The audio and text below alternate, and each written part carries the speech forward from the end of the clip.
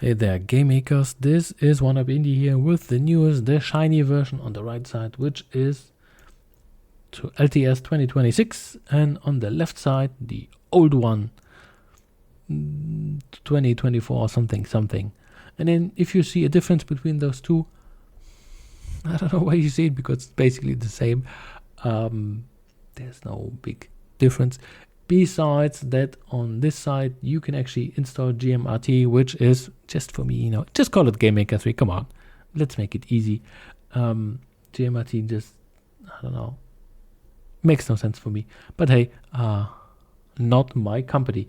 So once again, GameMaker 3 update, and this is just for one, for the compiler. So a new version how to do that, and at some point this will hollow out completely how the runtime works, and then it will be just GMRT after 2028, and then it will be GameMaker 3. So this is how that works, and basically a small slime ball which is now in beta, which will just suck it all up, and then it will be, in quotations, a new engine.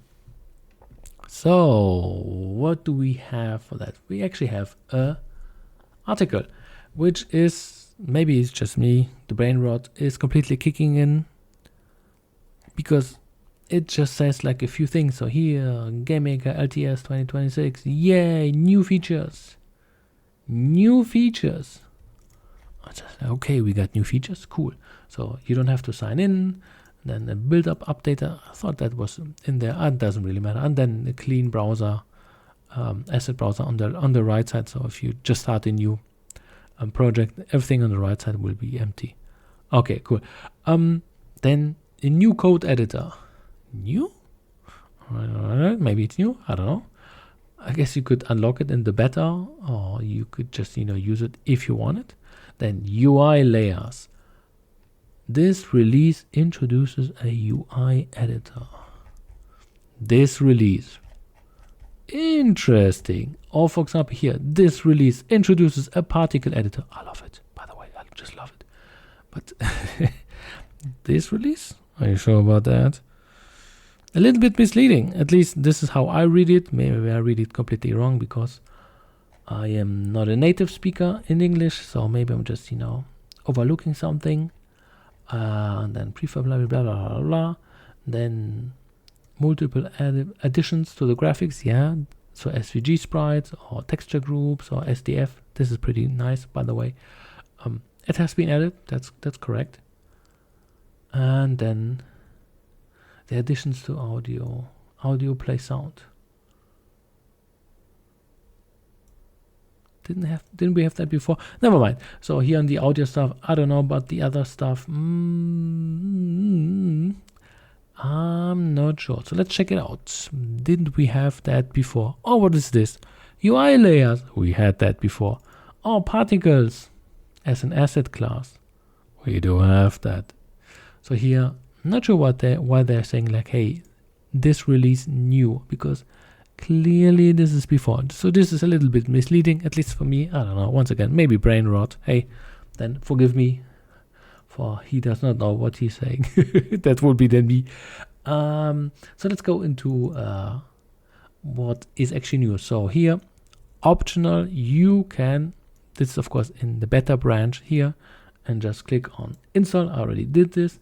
And then the thing which you can have is, for now, you can have a GMRT virtual machine and GMRT like this, besides the regular GameMaker VM or YYC. So these were the standard ones.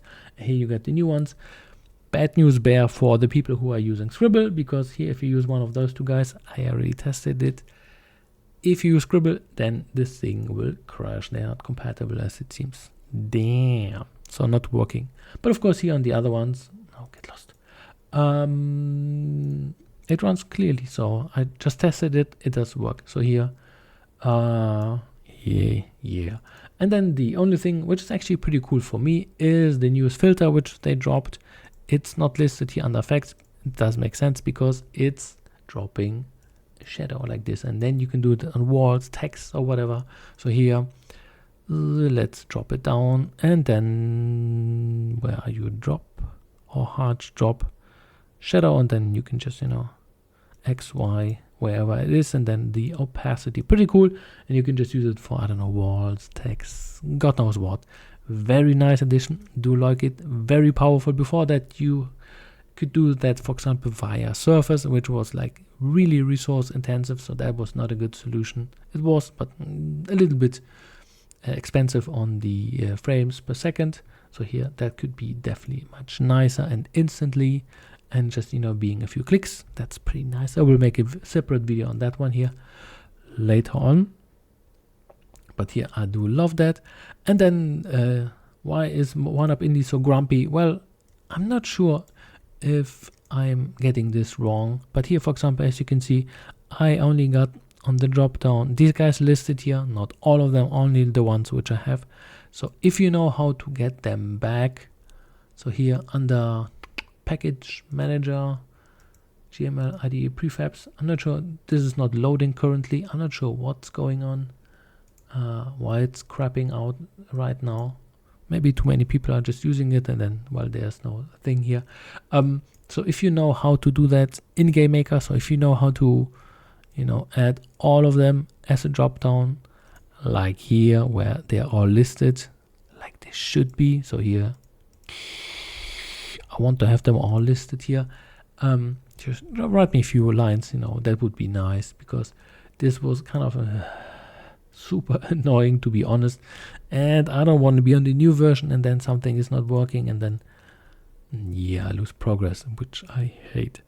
So that's why I'm a little bit grumpy, because I don't want to be on the new version, then at the risk of everything is collapsing, because new version, yeah, and then the old version, also, so that's not cool. That's why OneUp Indie is not in the best mood right now. Alrighty, that was it then from my side. Hopefully that was more entertaining than informational. And see you in the next one. Have a good one. OneUp Indie.